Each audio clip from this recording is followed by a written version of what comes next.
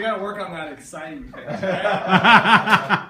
See, there it was. There it was with the tongue sticking out. Yeah, I flew out here to listen to you though. But, well, you guys, I know a lot of you guys know me, but I'll kind of give you the rundown because some of you don't yet. But my name is Kyle, like Dave said. I am from Florida, originally from California, and I am a 31-year-old. That's weird saying one. I just turned 31. Yeah, a week ago. I'm a 31-year-old retired rock and roll drummer.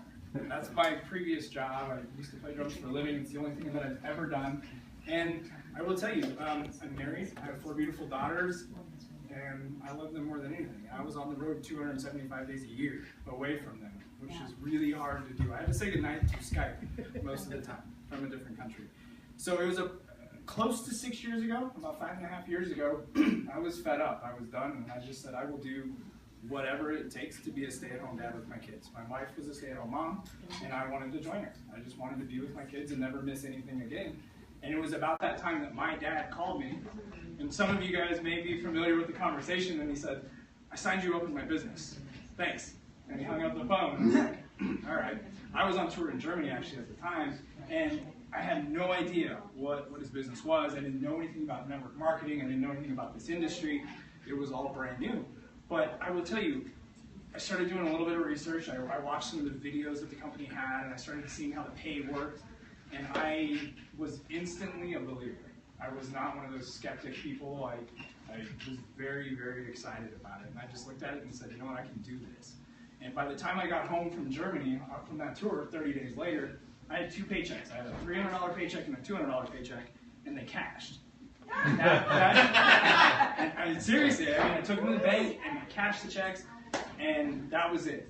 That was it. I said, you know what? I'm going full time in this thing. So I quit the bands, went full time in that company. Fast forward 10 months, I was 5 house payments behind. I sold both of our cars to pay our bills. We were living on donation food boxes from a place called Western Eagle in Temecula, California. We,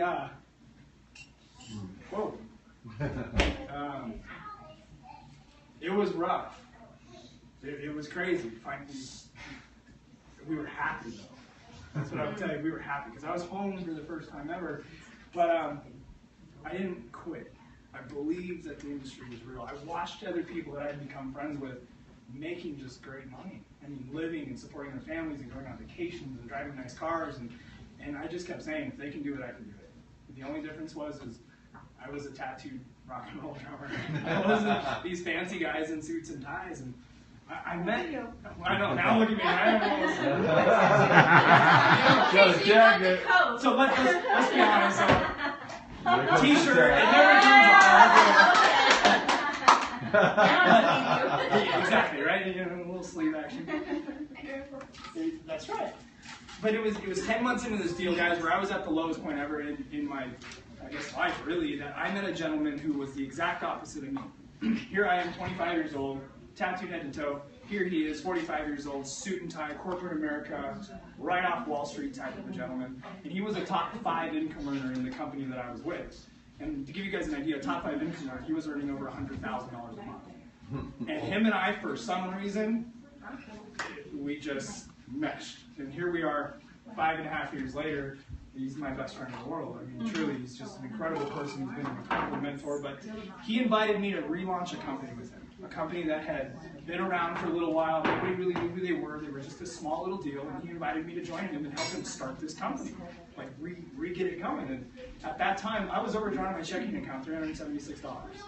Right? I mean, I was broke. I borrowed the money to get started with him. And really little did I know what would happen. But I became a top 5 income earner in that company within my first 11 months. And over the course of about 2.5 years, roughly, we built a team of over 31,000 people. And to give you guys an idea, in 10 months, I had like 40 people on my team in my first company. I was horrible. 31,000 people. It was a really crazy experience. But anyway, I told you that we relaunched a company. And that gets us to right now, right here. You guys, it was June, just a few months ago. I was invited to Austin, Texas to go take a look at this company called Sozo. And what I will tell you is, the second I walked in the door, I got the butterflies in my stomach. I fell in love with them.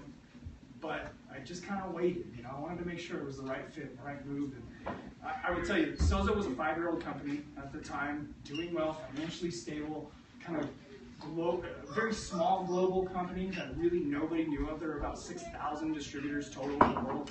And I decided this was going to be the place that we were going to bring our team and build. And you know, they just had a really good infrastructure. The owner of the company is a guy named Mark Adams, who had built previously 6 other companies, traditional business companies, some of them in the medical field, not from network marketing.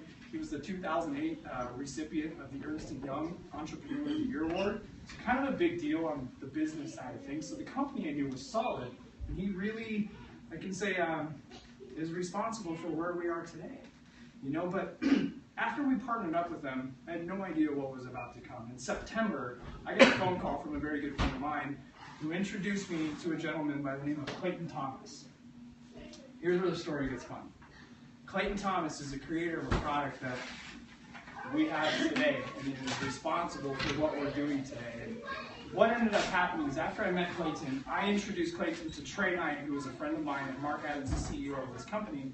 And within 24 hours of that introduction, they flew Clayton to the corporate office of Sozo, and within a week, they were drawing up contracts to buy this product because they knew it was powerful, they knew it was real, they knew it was something that the world truly had never seen. And what ended up happening is that we realized that this product was far too big to add to our existing product lines. So we said, let's build a whole new company around this product. And that's what happened. And so you guys are probably sitting here going, all right, what is this product? What is the deal? And I'll tell you, do we have a bottle sitting around anymore? This is magic, for lack of better words. You guys, Amen. Right? This product is called Renew HC, and the HC stands for hydrolyzed clinoptilolite. You don't have to remember how to say that. Just say clinop. That's fine. Good job. High five them. Say that 3 times fast. Hydrolyzed clinoptilolite, and I'm going to give you just a brief snapshot of it. You know, I'm not a scientist, I'm not a doctor or anything like that, but I do know this. You guys, we have all sorts of things that go wrong in this earth. Would you guys agree with that? All sorts of environmental toxins and issues and all sorts of problems that are naturally created in some cases, like volcanoes. They pollute our planet. And would you guys all agree with me that if the planet couldn't clean itself up after a volcano, it would be dead? Right? I mean, truly. I mean, they've proven that. It causes like ice age and things like that, right? So what ends up happening when a volcano erupts? The ash that, you know, comes out of a volcano settles. And when it settles, generally in water, a crystal is formed, right? These crystals, one of them specifically is that funny word I was saying, clinoptilolite. That crystal is naturally negatively charged. So what it does is it attracts positive things, right? Not positive in the good meaning, but positively charged things. Like metals, like aluminum, mercury, and lead. And give me a metal. Plutonium. Right? I mean, silver, iron, mercury. You guys, it naturally attracts those things. And other environmental toxins. Naturally, it's created. Think about this. In my opinion, this is God's way of cleaning back up the earth. Right? Okay, we have a volcano, it's going to destroy the earth, but let me fix it for you. Naturally. We have been using the clinoptilolite, these crystals, forever.